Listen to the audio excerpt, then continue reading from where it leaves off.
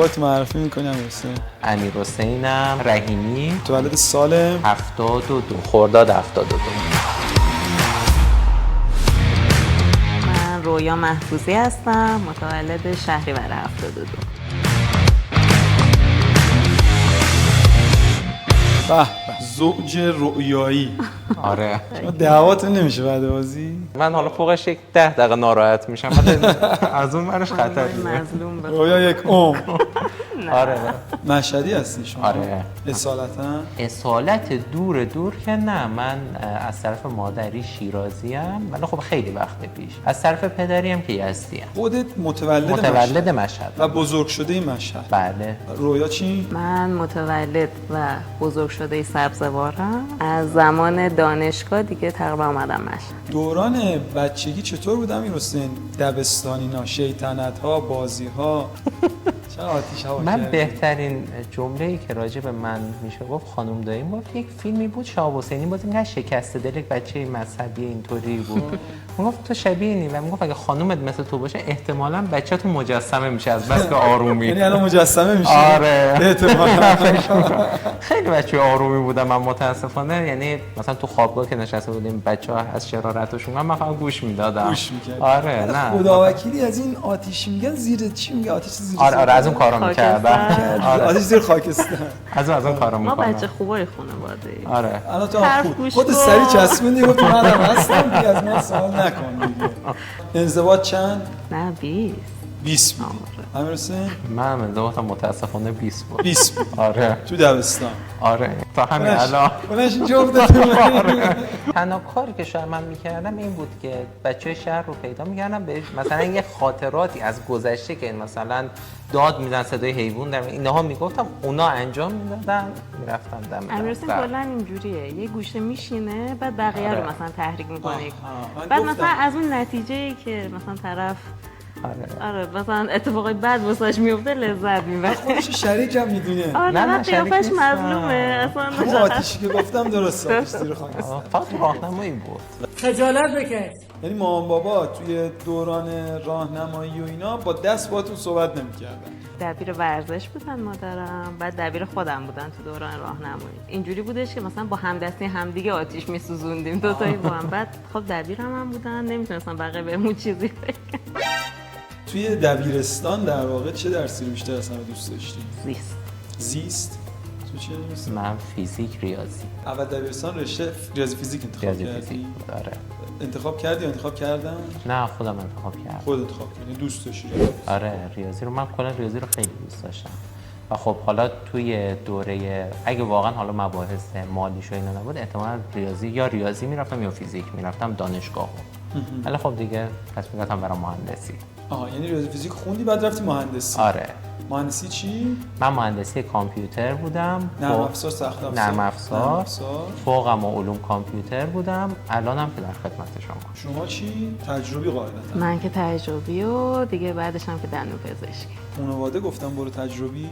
ما تو خانواده اکثرا که تجربی بودن و پزشکن، بعد همه میگفتن تجربی برو فقط پزشکی نرو. یعنی با این شرط اصلا گذاشتم من تجربی برم. پزشک نشی؟ آره. چی بشی؟ میگفتن دیگه دندون خودت پزشک بشی، انتخاب داروساز. کن دیگه. آره داروساز. چند تا بچه این تو خونه؟ ما دوتا. دوتا.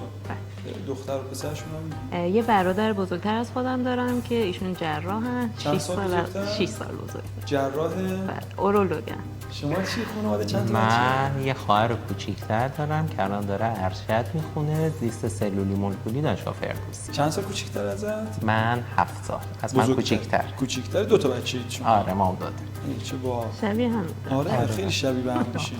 از کی تصمیم گرفتی من میخوام کنکور بدم، حالا کنکور بدم ببینم چی میشه بودی یا نه؟ من که از اول دندون پزشکی بودم، یعنی از این بچه‌ای بودم که همش مثلا پدر مادر خیلی پیگیر بودن که الان واقعا. دندون پزشک میشی؟ نه که برای سلامت بهداشت دهان و آها. دندان و چکاب و اینا. بعد وقتی بچه بودم خب ما شهرستان بودیم دیگه، یکی از اون دندون پزشکا کار اطفال انجام میدادن. بعد اون دندون پزشکی که من بودم، حالا من جستم کوچیک بود نمیدونم چجوری، من همچین دیدی داشتم که مثلا یه عینک ته استکانی و مثلا ریش سیبیل و هیبت خیلی بزرگ بزرگ و بعد خیلی میترسیدم همیشه، یعنی از ترس ایشون بودش که جم نمیخوردم، هیچ کار نمی‌کردم. همیشه دوست داشتم مثلا یه دندونپزشکی بشم که کار واسه بچه‌ها انجام بدم، با یه حس خوبی بیان و برن. به خاطر همین تو ذهنم بودش دندونپزشکی همیشه. منتها خب دیگه بعد کنکورم دیگه خدا رو شکر خدا هم خواست دیگه. بعد شما مسواک میزدی؟ بچه بودم. آره. خدایی. آره. هفته‌ای میزدی یا نه؟ نه. روزی چند بار مسواک میزدی؟ روزی یه بار، ولی مسواک میزدم. تو بچه بودید مسواک میزدی؟ من خدایی. خدایی نخ دندونم اینا میکشیدم. قسم میخورم. آره بابا خیلی هم عالی. بابا اصلا میگن وقتی مسواک نزنی رو دندون یه لایه میبنده که اون لایه خودش محافظه. کی میگه؟ آدمای تنبل میگن. شما دندوناتون بچه که بودی همینجوری به خط و صاف بود مثل صدانی یاقوت بودی یا نه بعداً صافشون کردی؟ نه ما هر دوتامون ارتودنسی ارتودنسی من. کردیم. آره شما دانشگاه کجا درس خوندین؟ مشهد. من اول یزد بودم، بعد مهمان شدم مشهد و دیگه تا آخر مشهد. یزد خوابگاه بودی دیگه؟ یزد. قشنگ دیگه. خونواده نبود؟ برو هر کار دلت میخواد بکن. نه باشه تلاش بیهود. آب در هاون نکن. جدی میگی؟ آب در هاون نکن. از ما دوتا چیزی در جدی؟ نمیاد. خدا وکیلی. خدا. تو دانشگاه کجا بودی؟ من مشهد بودم، فوقم هم تهران بودم. تهران که یه کارایی کردی دیگه. نه به خود. همش سرت به کار خود.